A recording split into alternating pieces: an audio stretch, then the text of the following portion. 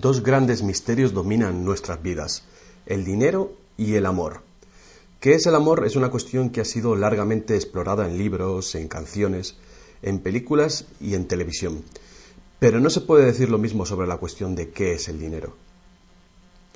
No es de extrañar que las teorías monetarias no hayan generado ninguna película taquillera, pero que ni siquiera se haya mencionado en las escuelas es algo que debe ser analizado con detenimiento. Para muchos de nosotros, saber de dónde procede el dinero puede ayudar a afrontar el mito de la creación del dinero y la emisión del papel moneda. Lo que mucha gente cree es que el dinero lo crea el gobierno. Es cierto, pero solo hasta cierto punto. Estos metales y papeles que generalmente asociamos al dinero son, en realidad, creados por una agencia ligada al gobierno federal, llamada la Casa de la Moneda. Pero la mayor parte del dinero no es creado por ella, sino que lo crean en grandes cantidades cada día corporaciones privadas conocidas como bancos. Muchos creen que el dinero que prestan los bancos es el que han dejado en depósito sus clientes. Esto es lo que se cree, pero no es la verdad. En realidad, los bancos crean el dinero que prestan no de sus ganancias ni de los depósitos, sino directamente de la promesa de los prestatarios de devolverlo. La obligación del prestatario en un papel de préstamo incluye que debe pagar lo prestado más un interés. De lo contrario, perderá la casa, el coche o lo que sea. Es un gran compromiso por parte del prestatario. ¿Cuál es el compromiso por su parte del banco? El banco solo inventa dinero que no posee y lo escribe en la cuenta del prestatario. ¿Suena raro? Pero así es. Para demostrar cómo este milagro de la banca moderna llegó a existir, atiende a esta sencilla historia. Es el cuento de los Goldsmith. Hace un tiempo, casi cualquier cosa se utilizaba como dinero. Tan solo tenía que ser portable y suficiente gente tenía que tener fe en que después se podría intercambiar por cosas que todo el mundo valorara, como comida, ropa, ollas, conchas, piedras preciosas, semillas de coco, bonitas piedras e incluso plumas. Todas ellas fueron utilizadas como dinero. El oro y la plata eran atractivas, ligeras y fáciles de llevar, así que algunas culturas se especializaron en trabajar estos materiales. Los trabajadores del oro, los Goldsmith, recuerda este nombre, lo pudieron convertir fácilmente en monedas, estandarizando las unidades de oro en función de su peso y de la pureza, hasta certificarlas. Para proteger su oro, los Goldsmith necesitaban una caja fuerte, y pronto sus vecinos llegaron a su casa para pedirles que les alquilaran un espacio donde guardar su dinero y sus joyas. Al poco, los Goldsmith acabaron alquilando cada estantería de su caja fuerte y cada pequeña cantidad de dinero depositada se convirtió en dinero en sus manos. El tiempo pasó y los Goldsmith hicieron una inteligente observación. Los depositantes raramente volvían a recuperar físicamente su oro, y nunca todos a la vez. Esto se debía a que usaban los cheques de los Goldsmith para comprar en el mercado como si fuera el propio oro. Este dinero de papel era mucho más eficaz que las pesadas monedas, y la cantidad podía ser simplemente escrita en lugar de la laboriosa una por una de las monedas para cada transacción. Mientras tanto, los Goldsmith crearon otro negocio. Prestaban su oro introduciendo un interés. Al tiempo que su papel moneda empezaba a ser aceptado, los prestatarios comenzaron a pedir sus préstamos en forma de estos cheques en lugar del metal. Su industria se expandió mientras más y más gente les pedía guardar su oro, lo que dio a los Goldsmith una idea todavía mejor. Sabía que muy pocos de sus depositantes sacaban su oro alguna vez, así que los Goldsmith pensaron que también podrían escribir más cheques ahora en función de los cheques del oro que habían dejado los depositantes en su cámara, además del oro de los depositantes que guardaban propiamente. Así, con tal de que devolviese el oro a los depositantes que lo desearan recuperar, nadie se daría cuenta del truco. Lo que no se sabe, no se siente. Y los Goldsmith, ahora más banqueros que artesanos, hicieron un mayor negocio del que podrían haber hecho prestando únicamente su propio dinero. Durante años se hicieron un beneficio secreto fabuloso, con los intereses de los depósitos de todos sus vecinos. Pero ahora que se había hecho una prominente figura en el pueblo, se levantaron sospechas de que estaba gastando el dinero de sus depositantes y amenazaron con sacar todo su oro si Goldsmith no explicaba su repentina riqueza. Al contrario de lo que se podría pensar, esto no afectó a su fortuna. A pesar de la duplicidad patente de su truco, su idea funcionó porque los depositantes no perdieron nada de su oro. Estaba seguro en la cámara de Goldsmith. En vez de sacar su oro, los depositantes acordaron que Goldsmith, ahora convertido en su banquero, debía compartir la fortuna que habían contribuido a crear, otorgándoles un interés por su oro. Esto fue el comienzo de la banca. El banquero pagaba un pequeño interés por el depósito del dinero de otra gente que después prestaba a un interés mayor. La diferencia cubría los costes de operación del banquero y su beneficio. La lógica del sistema parecía sencilla y cubría la necesidad de las personas de crédito. Pero esta no es la manera en la que trabaja la banca hoy en día. El banquero Goldsmith no estaba del todo contento con lo que ganaba, después de descontar el interés que pagaba a los depositantes, y la demanda de crédito crecía con fuerza, mientras los europeos se expandían por América. Sus préstamos estaban limitados por la cantidad de oro que permanecía en su caja. Ahí es cuando tuvo una idea todavía mejor. Como nadie sino él sabía cuánto oro había en la caja, podía hacer cheques sobre dinero que ni siquiera existía. Como los prestatarios no iban a retirar su oro con sus cheques al mismo tiempo, ¿cómo iba alguien a darse cuenta de este truco? Esta nueva cara del negocio funcionó muy bien, y el banquero se hizo inmensamente rico con los intereses de un oro que ni siquiera existía. La idea de que el banquero creaba dinero de la nada era demasiado extraordinaria para creerla. Por lo tanto, el fraude no fue descubierto por la gente durante mucho tiempo. El poder de crear dinero hizo que el banquero se sintiese prepotente, como podrás imaginar. Pero con el tiempo, la cantidad de los préstamos del banquero y su escandalosa riqueza hizo que una vez más se levantara sospechas. Algunos clientes empezaron a reclamar su oro en lugar de la representación en papel. Los rumores se propagaron y todos los demás depositantes acudieron reclamando su oro. El juego se acabó. La marea de propietarios de cheques intentando recuperar su oro creó largas colas, y el banquero no tenía oro y plata suficiente para devolver a sus legítimos propietarios. Esto se llama el pánico de los ahorradores, y es lo que todo banquero teme que suceda. Este fenómeno puede suceder en un determinado banco, pero afecta a la confianza del público en todos los demás banqueros. Todo hubiera sido mucho más fácil si, antes que nada, se hubiera prohibido la creación del dinero desde la nada. Pero las grandes cantidades de crédito eran esenciales para la expansión de los países europeos. Así que, en lugar de prohibir esta práctica, fue legalizada y regulada. Así que los banqueros acordaron poner límites a la cantidad de dinero fraccionado que pudieran hacer. El límite sería mucho mayor que el verdadero valor del oro y plata depositados. Lo normal era $9 artificiales por $1 en oro, es decir, real. Estas disposiciones fueron controladas mediante inspecciones por sorpresa. También se acordó que, en caso de un crack financiero, los bancos centrales apoyarían a los locales con inyecciones de dinero en oro. Solo si cracks en diferentes bancos al mismo tiempo se produjeran y la burbuja de créditos del Banco Central explotara, el sistema podría hacerse añicos y destruirse.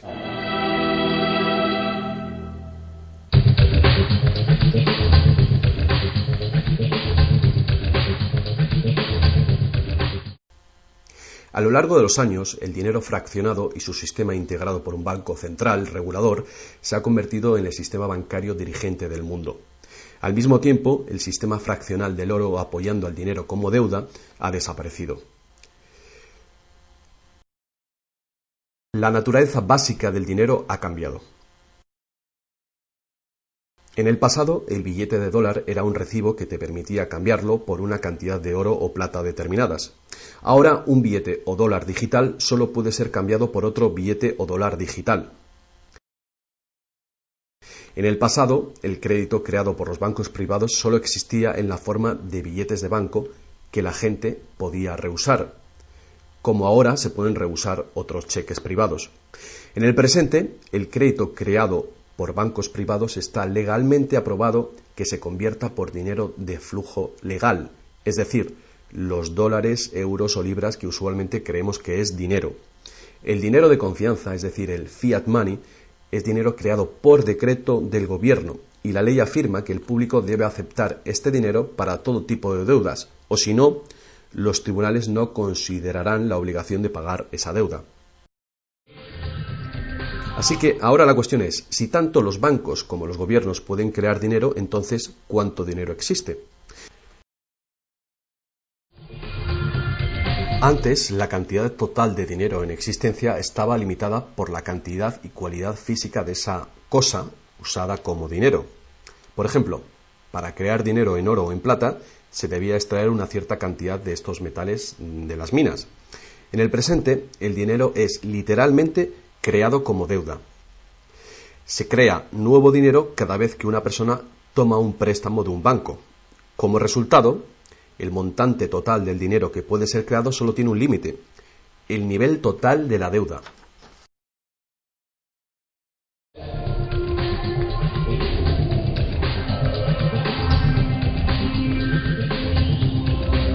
Los gobiernos ponen una disposición adicional para limitar la creación de dinero, imponiendo reglas conocidas como requerimientos fraccionales de la reserva.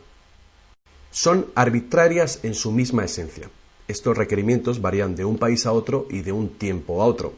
En el pasado se obligaba a los bancos a tener al menos $1 en oro por cada $10 creados. Hoy en día, la proporción ya no tiene relación con el dinero actualmente en depósito, sino con el dinero creado a su vez de la deuda creada sobre el dinero en depósito en el banco.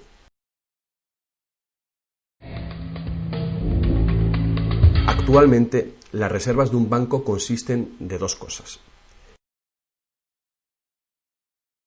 la cantidad del dinero del Estado o equivalente más la cantidad existente de dinero deuda que el banco tiene en depósito. Para ilustrar esto de una manera simple, imaginemos que ha abierto un banco nuevo y todavía no tiene depósitos. Los inversores en este banco han hecho un depósito de $1.111,12. Este es el dinero existente en el Banco Central, que llamaremos principal. La proporción de dinero en reserva es de 9:1. Paso 1. Las puertas se abren y el banco da la bienvenida a su primer cliente. Necesita $10.000 para comprar un coche. Con la proporción de 9:1, el nuevo banco necesita que el Banco Central le permita crear 9 veces esa cantidad, o $10.000, desde la base de la deuda contraída por la solicitud de préstamo del cliente. Esos $10.000 no se sacan de ningún lado. Es nuevo dinero simplemente tecleado en un ordenador como crédito del banco en la cuenta del cliente. El cliente tiene que firmar ese crédito para conseguir el dinero para comprarse el coche. Paso 2. El vendedor entonces deposita estos 10.000 nuevos dólares creados en el banco. Al contrario que el dinero creado por el gobierno, depositado en el Banco Central, este nuevo dinero creado por el crédito no puede ser multiplicado por la proporción de la reserva. En lugar de ello, es dividido por el ratio de la reserva, en una proporción de 9:1. Un nuevo préstamo de $9.000 puede ser creado sobre la base del depósito de $10.000. Si esos $9.000 son depositados por una tercera persona en el mismo banco que lo creó en uno diferente, se convierte en una base legal para un tercer asunto de crédito bancario, esta vez por la cantidad de $8.100. Al igual que con las muñecas rusas, cada nivel contiene un pequeño dólar dentro de otro pequeño dólar. Cada depósito contiene el potencial para otro pequeño crédito en una infinita serie decreciente. Si el dinero del préstamo creado no es depositado en el banco, el proceso se detiene. Esta es la parte impredecible del mecanismo de creación de dinero basado en la deuda. Pero lo más probable es que el nuevo dinero creado en cada paso será depositado en el banco, y el proceso de la proporción de reserva de dinero se repetirá una y otra vez hasta que los $100.000 de nuevo dinero se hayan creado dentro del sistema bancario. Todo este nuevo dinero se habrá creado enteramente desde la deuda, y el proceso entero habrá sido autorizado legalmente por el depósito inicial de $1.111,12 que todavía permanecerán en el Banco Central. Lo que resulta más ingenioso de este sistema es que los libros de contabilidad de cada banco en la cadena deben mostrar que tiene un 10% más de depósitos que de préstamos. Esto da a los bancos el incentivo de adquirir depósitos para poder hacer préstamos, apoyando la impresión común pero falsa de que los préstamos proceden de los depósitos. A menos que los sucesivos préstamos estén depositados en el mismo banco, no se podrá decir que algún banco en particular haya pasado su límite inicial de 9-1 creando deuda de la nada. De cualquier manera, el sistema bancario es un círculo cerrado. El crédito bancario que crea un banco se convierte en el depósito en otro y viceversa. En un hipotético mundo de perfectos intercambios, el efecto último sería exactamente el mismo que si todo el proceso tuviera lugar en un solo banco. Esto es, el depósito en reserva inicial de $1.111,12 permite recolectar intereses por valor de más de $100.000 que el banco nunca ha tenido.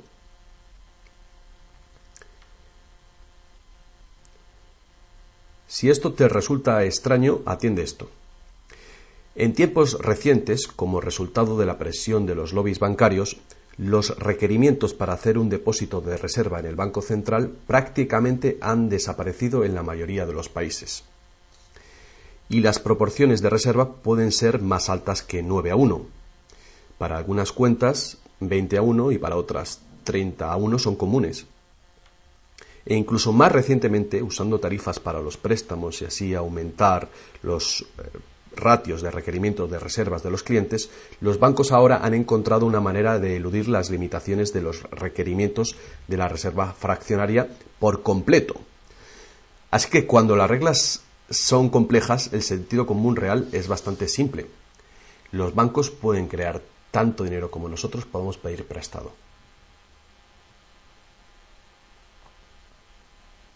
A pesar del interminable proceso de creación de dinero que hemos visto, tan solo alrededor de un 5% es el tipo de dinero creado por la Casa de la Moneda de entre todo el dinero que hay en circulación. Más del 95% de todo el dinero en el mercado hoy ha sido creado por alguien firmando una solicitud de endeudamiento con un banco. Y lo que es más, este dinero bancario de crédito es creado y destruido en grandes cantidades cada día, según se conceden nuevos préstamos y los viejos son pagados.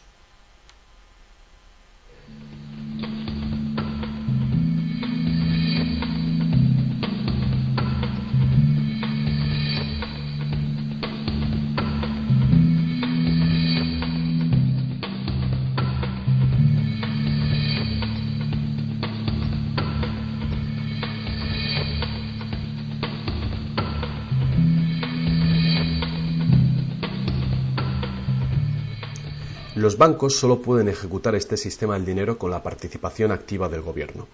Primero, porque los gobiernos emiten leyes de divisas para hacer legal la moneda de confianza nacional, el fiat money. Segundo, porque los gobiernos permiten créditos privados para que sean pagados en esta moneda de curso legal. Y tercero, porque los tribunales estatales dan vigor a las deudas. Por último, los gobiernos aprueban regulaciones para proteger el funcionamiento del sistema monetario y su credibilidad ante el público sin hacer nada para contar a la ciudadanía de dónde procede el dinero. La verdad desnuda es que cuando firmamos la solicitud de una hipoteca o de un préstamo, nuestra firma promete un pago avalado por los bienes que daremos si no conseguimos pagarlo. Y estas son las únicas cosas de verdadero valor envueltas en la transacción. Cualquiera que crea que cumpliremos con la obligación la puede considerar como un bien o valor intercambiable o vendible. Es una deuda y por lo tanto una forma de dinero.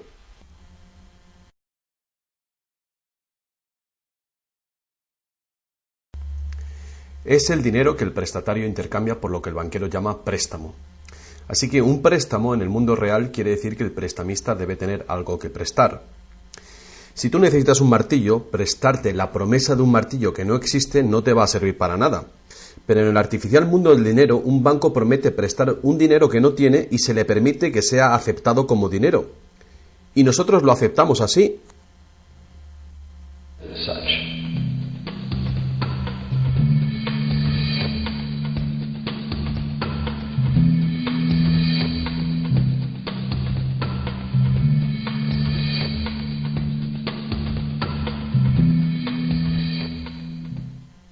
Una vez que el prestatario firma la solicitud de préstamo, el banco lo consigna como una transacción en su ordenador, con unas cuantas claves, escribiendo una deuda del prestatario con el banco. Desde el punto de vista del cliente, se convierte en un préstamo de dinero en su cuenta, porque el gobierno permite que esta deuda del banco con el cliente se convierta en dinero gubernamental de confianza, el fiat money, que todo el mundo tiene que aceptar como dinero. Otra vez, la verdad básica es muy sencilla. Sin el documento que el prestatario firma, el banquero no tendría nada que prestar.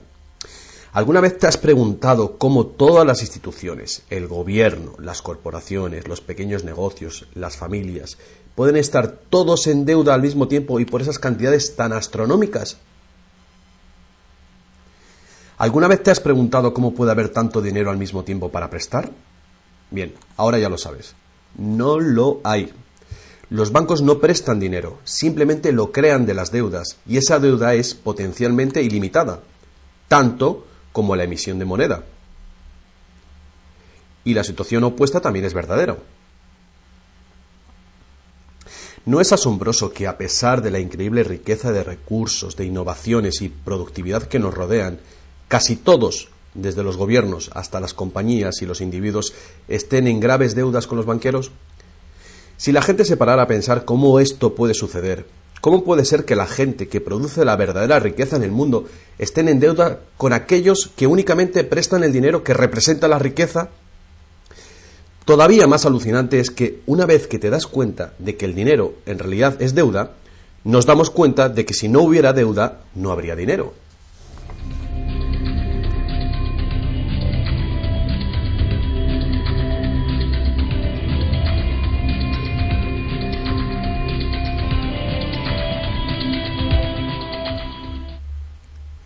Si esto es nuevo para ti, no eres el único. Mucha gente piensa que si todas las deudas se pagaran, el estado de la economía mejoraría. Es cierto a un nivel individual. Como tenemos más dinero para gastar cuando dejamos de pagar una deuda, pensamos que si todo el mundo pagara sus deudas, habría más dinero para gastar.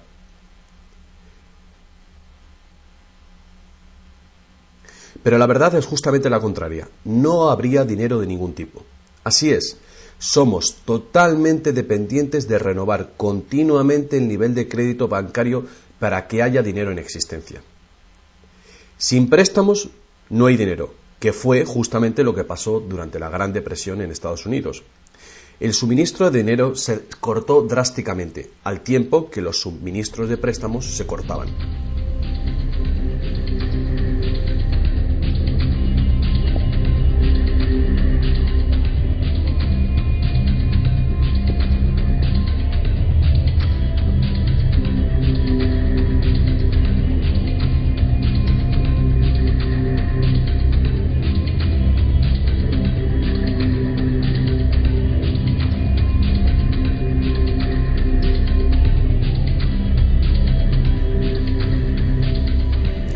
Pero eso no es todo. Los bancos solo crean la cantidad del dinero principal, no crean el dinero con el que pagar los intereses. ¿De dónde se supone que viene todo este dinero? El único lugar del cual los prestatarios pueden obtener el dinero para pagar los intereses es del total del dinero que hay en circulación. Pero resulta que casi todo ese dinero general ha sido creado de la misma manera. Es decir, como crédito bancario que tiene que ser pagado con más dinero de aquel con el que fue creado. Así que por todas partes hay prestatarios en la misma situación, intentando obtener el dinero para pagar tanto el dinero principal como el interés. Desde un fondo original, la piscina, que solo tiene dinero principal, es claramente imposible para cada uno pagar el dinero principal más los intereses, porque el dinero del interés no existe. Esto se puede expresar con una simple ecuación matemática. El gran problema aquí es que en caso de préstamos de largo plazo como hipotecas y deuda pública, el interés total excede mucho al dinero principal. Así que, a menos que un montón de nuevo dinero sea creado para pagar los intereses, es decir, un gran número de nuevas hipotecas, no podrá funcionar la economía. Para mantener una sociedad que funcione, la proporción de cancelaciones de deudas tiene que ser baja. Así que para conseguir esto, más y más dinero deuda tiene que ser creado para satisfacer la demanda de dinero con el fin de servir el interés de la deuda previa. Pero por supuesto, esto hace que el nivel de la deuda sea todavía mayor y que más intereses tengan que ser pagados, resultando en una escalable e imparable espiral de endeudamiento.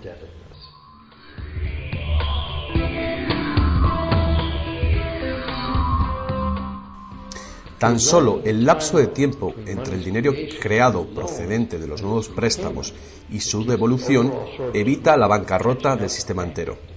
De cualquier manera, el increíble monstruo del crédito que se hace más y más grande necesita que se cree más y más dinero de deuda para alimentar el sistema y cada vez se hace más urgente.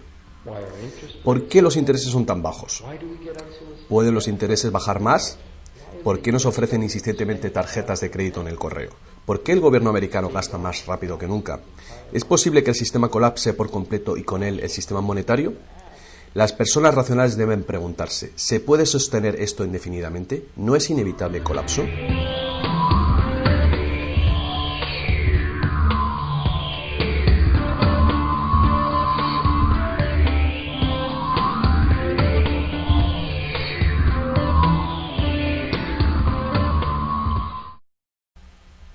El dinero facilita la producción y el intercambio de bienes.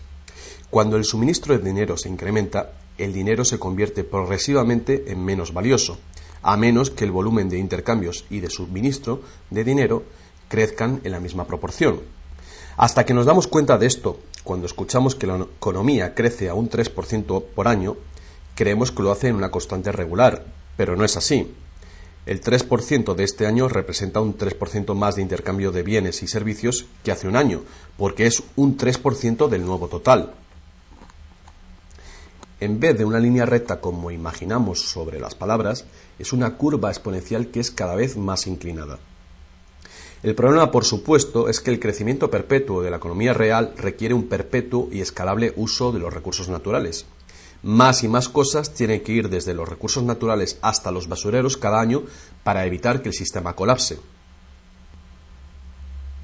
¿Qué podemos hacer ante esta terrorífica situación? Una cosa, necesitamos un nuevo concepto del dinero. Es tiempo de que más gente se pregunte a sí misma y a sus gobiernos 4 preguntas muy simples. A lo largo del mundo, los gobiernos piden prestado dinero con interés a los bancos privados. La deuda del gobierno es un componente principal dentro de la deuda total. El pago de esos intereses hace que el gobierno tenga que cargar a los ciudadanos con más impuestos. Ahora que sabemos que los bancos simplemente crean el dinero que prestan y que los gobiernos les han dado el permiso para hacerlo, la primera pregunta es ¿por qué los gobiernos eligen pedir prestado a los bancos privados con interés cuando los propios gobiernos podían crear el dinero que necesitan sin ningún interés ellos mismos? Y la segunda gran cuestión es ¿por qué se crea dinero como deuda? ¿Por qué no se crea dinero que circule permanentemente y que no tenga que ser represtado con intereses para existir? La tercera, ¿cómo puede un sistema monetario funcionar solamente con un crecimiento perpetuo y acelerado y poderse considerar una economía sostenible? ¿No es lógico que el crecimiento perpetuo y acelerado y la sostenibilidad sean incompatibles? Y finalmente, ¿qué es lo que hace que nuestro sistema económico sea tan dependiente del crecimiento perpetuo? ¿Qué es lo que necesitamos crear para que nuestra economía sea sostenible? Hubo un tiempo en el que cargar con interés al préstamo se llamaba usura y era susceptible de severas penas, incluida la muerte. Todas las grandes religiones prohibían la usura. La mayoría de los argumentos contra la práctica de la usura eran morales. Se entendía que la única función legítima del dinero era la de ser un medio de intercambio de bienes y servicios. Cualquier manera de ganar dinero procedente del dinero se consideraba labor de un parásito o de un ladrón. Sin embargo, al tiempo que aumentaban las necesidades de crédito en el comercio, el argumento moral cedió paso al razonamiento de que prestar representa riesgo y pérdida de oportunidad para quien presta, y por lo tanto, cobrar por este coste era justo. Hoy en día, estas ideas parecen triviales. Actualmente, la idea de ganar dinero del dinero se considera la mejor ocupación que hay. ¿Para qué trabajar si tu dinero puede trabajar por ti? Sin embargo, para tener un futuro sostenible, queda claro que el cobro de interés es un problema moral y práctico al mismo tiempo. Imagínate una sociedad y una economía capaces de perdurar siglos porque en lugar de acaparar sus reservas capitales de energía, se autorrestringiera según sus ingresos actuales. Ya no cosecharía más madera que crezca en el mismo periodo. Toda la energía sería renovable, solar, eólica, gravitatoria, magnética, y las demás que se descubran. La sociedad se sostendría dentro de los límites de sus recursos, ya que reutilizaría o reciclaría todo y la población se mantendría. Tal sociedad no podría existir si estuviera dependiente de un sistema monetario que a su vez depende del crecimiento acelerado perpetuo. Tal economía sostenible necesitaría un sistema monetario también capaz de sostenerse sin crecimiento. Digamos que todo el dinero en circulación se representa por este círculo. Además, imaginemos que los prestadores de dinero también tienen dinero verdadero para prestar. Pero si algunas personas dentro del sistema empiezan a prestar dinero cobrando interés por ello, entonces su parte del suministro total del dinero aumentaría. Y si siguen prestando todo el dinero que se devuelva, cobrando siempre interés por ello, ¿cuál sería el inevitable resultado? Ya sea oro, dinero, confianza o de deuda, no importa. Los prestadores de dinero acabarían con todo el dinero. Y después todos pasaríamos a estar en quiebra y ellos acabarían con toda la propiedad real. Solo si los beneficios de prestar dinero con interés fueran equitativamente distribuidos entre la población, se podría resolver este problema. Fuertes impuestos sobre los beneficios de los bancos podrían posibilitar este equilibrio, pero entonces no habría incentivo para los bancos. Si fuéramos capaces de liberarnos de la situación actual, podríamos imaginar la banca como un servicio social sin ánimo de lucro. Diseminando sus beneficios a la sociedad como un dividendo universal de los ciudadanos, prestando sin cobrar interés alguno.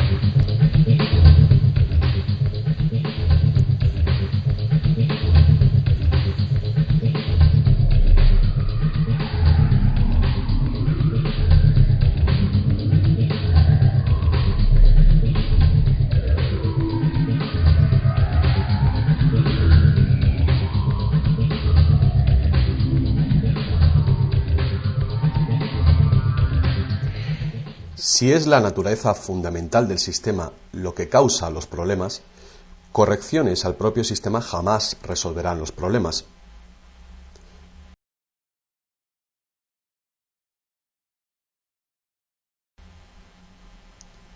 El sistema en sí debe ser reemplazado. Muchos críticos del sistema monetario hacen llamamientos a la vuelta al estándar del oro, insistiendo que el oro tiene una larga historia de confianza. Pero ignoran las muchas trampas que se puede hacer con el oro. Limar las monedas, alterar el metal, monopolizar el mercado, todas prácticas habituales en la antigua Roma que contribuyeron a su caída. Algunos defienden la plata por ser más abundante que el oro y así más difícil de monopolizar. Muchos dudan de la idea de volver al uso de los metales preciosos en absoluto. Nadie quiere volver a llevar bultos de monedas para ir de compras. Es cierto que el dinero de papel, el plástico, el digital o más probablemente dinero de identidad biométrica tendría el mismo potencial de crear dinero de crédito sin límite, igual que tenemos ahora. Yendo más allá, si el oro fuera nuevamente la única base legal para el dinero, los que no tengamos oro nos quedaríamos sin dinero. Otros críticos del sistema monetario insisten en que la codicia y la deshonestidad son los principales problemas, y que puede haber un sistema más equitativo que volver al estándar de plata o de oro. Muchos grandes pensadores han sugerido maneras alternativas para crear dinero. Muchos sistemas de intercambio crean dinero como deuda, de la misma manera que hacen los bancos, pero se hace transparentemente y sin cobro de interés. Por ejemplo, un sistema de trueque expresa la deuda como horas de trabajo, considerando el valor de todo trabajo igual y a la par con el dólar, y así permite que la hora de trabajo sea igualada con el precio del dólar de los bienes y servicios. Este tipo de sistema puede organizarlo cualquier persona capaz de gestionar la contabilidad. La preparación ahora de sistemas de trueque a nivel municipal sería prudente en previsión del inminente colapso del sistema actual. La reforma monetaria, al igual que la reforma electoral, es un tema muy polémico. Es una reforma que requiere una voluntad de cambio y de pensar fuera del cubículo habitual. La reforma monetaria, igual que la reforma electoral, no vendrá fácilmente, ya que los más privilegiados por el sistema existente actualmente harán todo lo posible para mantener sus ventajas.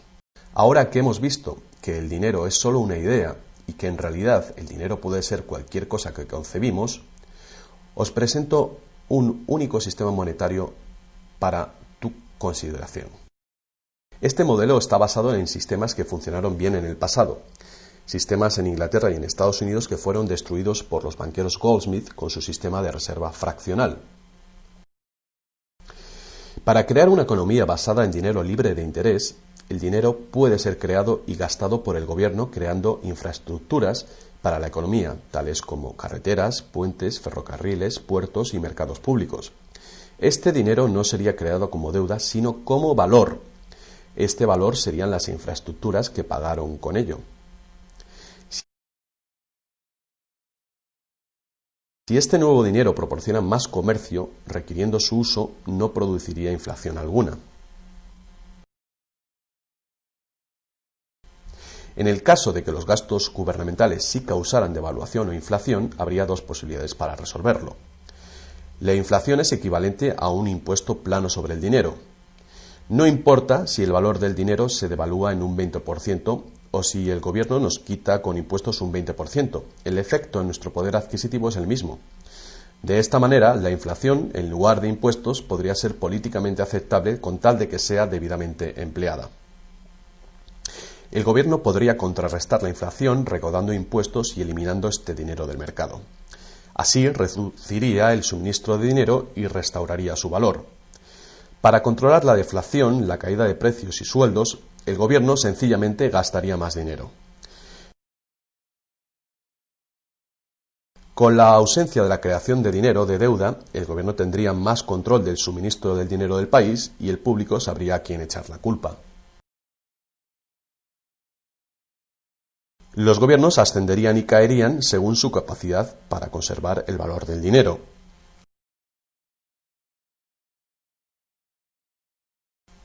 El gobierno dependería de los impuestos como ahora, pero los impuestos llegarían mucho más lejos, ya que ninguna parte de ellos se gastaría en pagar intereses a los banqueros. No podría haber ninguna deuda nacional si el gobierno sencillamente creara el dinero que necesita. Nuestro perpetuo servicio a los bancos pagando la deuda dejaría de existir.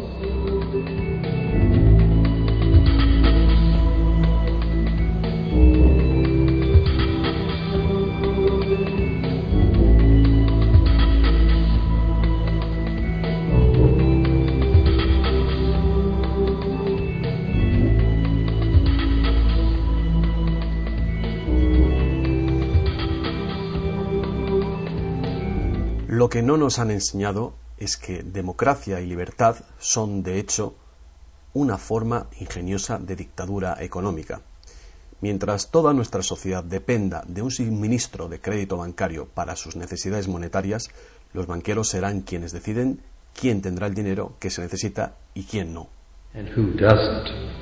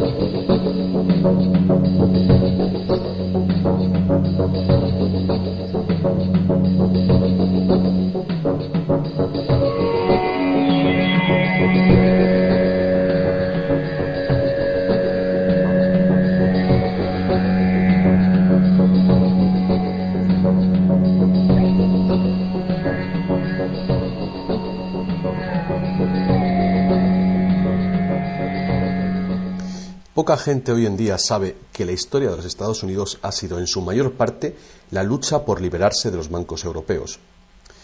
Esta lucha llegó a su fin en el año 1913, cuando el presidente Wilson ratificó el Acta de la Reserva Federal, permitiendo así al cártel de banqueros internacionales controlar el dinero de Estados Unidos.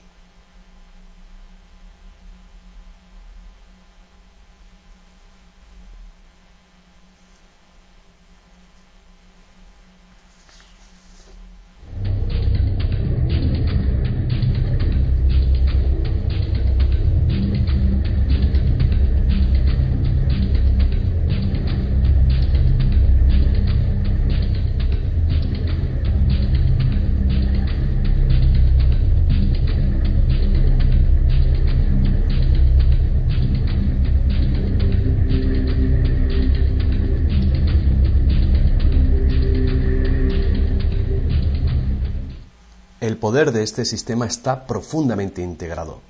También lo está el silencio del tema entre los medios de información y en la educación. Hace años, un primer ministro canadiense hizo una encuesta entre centenares de personas, no economistas, especialistas altamente formados y personas de a pie. La encuesta reveló que ni un solo encuestado tenía un conocimiento preciso de cómo se crea el dinero. De hecho, descubrió que hasta los empleados bancarios ni siquiera habían contemplado alguna vez el asunto. ¿Y tú? Have you?